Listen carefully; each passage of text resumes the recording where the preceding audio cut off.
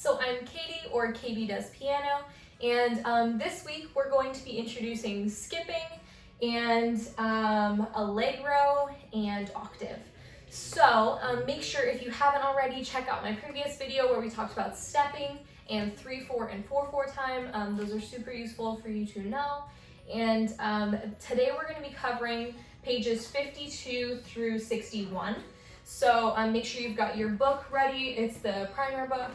And hopefully you've already had your lesson covering some of these pages. If not, go check with your teacher and get to this pace. All right, so our first song on 52 is introducing skipping. So skipping goes from either a line to a line or a space to a space. So it's basically just skipping over a note on the piano. So for example, C to an E is a skip, whereas C to D is a step. So this is really useful to know as you're reading sheet music, because that means that you don't really need to read every single note. Like on page 52, you could read that the first note is C, and then you could just read the rest as skip up, instead of E and G. So it can really shorten your time having to read sheet music. It's a little shortcut. It's not cheating, but it's really, really useful if you can memorize that and how it looks. The next page on 53 is teaching a new word called Allegro.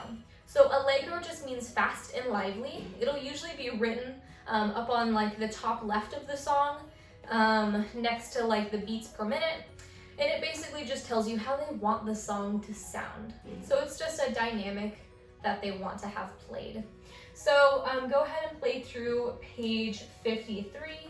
And then on page 54, you've got some more practice with skips. This time it's with your left hand and with some spaces. And then we've got a song that you should hopefully recognize, which is Yankee Doodle on page 55.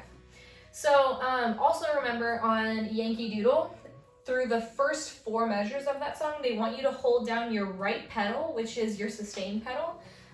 So just make sure that you do that, because it kind of adds a cool feel to the song. And then on the next page, 56, it's learning bass D, which is just the middle line for that bass clef. It's really useful to memorize the middle line for both of your clefs. So like D is the middle line for bass clef and B is the middle line for treble clef. That can really shorten your time having to like find a note if you know what the middle guy is. And then on page 57, it's just talking more about bass clef notes, specifically bass C, which is an octave lower than middle C, and then bass D.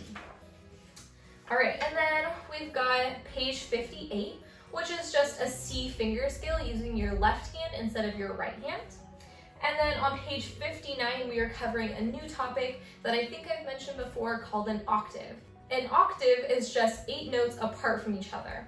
So for example, every C on the piano is an octave apart, and every D on the piano is an octave apart, because they are 8 notes apart from each other on the piano. You can also think of it like a group of notes. Each octave is a group of notes away from each other. So on page 59, you're going to have your left hand jumping from the middle C octave down to the bass C octave. So you'll be jumping a little bit on the piano. That is kind of the new topic, because we haven't done that a ton. So make sure you're picking up that left hand and physically moving it down the piano to that bass C. And then the last thing that we're doing today is page 60 through 61. There's nothing new on this page. It's more of just a test of reading sheet music. What it's doing is it's having your right hand play a phrase, and then it's having your left hand copy that exact same phrase. So nothing new. It's just testing whether or not you can read sheet music smart. So instead of actually reading every single note individually, think of reading it with steps, think of it reading it as skips, or just copying your right hand and the feel of it. So going up the piano, down the piano, and things like that. That can really speed up the time it takes you to read this song, and it sounds really good when you can get it up to speed. It's also in C finger scale, so it's really simple. But that is it for this lesson. So that was page 52 through 61. So make sure that you cover those and practice those a lot.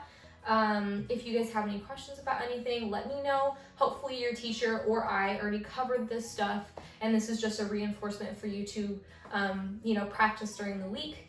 Go over to my primer book songs playlist in YouTube, and you can hear all of these songs being played for you so you know how they're supposed to sound. But that's it for this lesson, so I'll see you guys next time. Bye guys!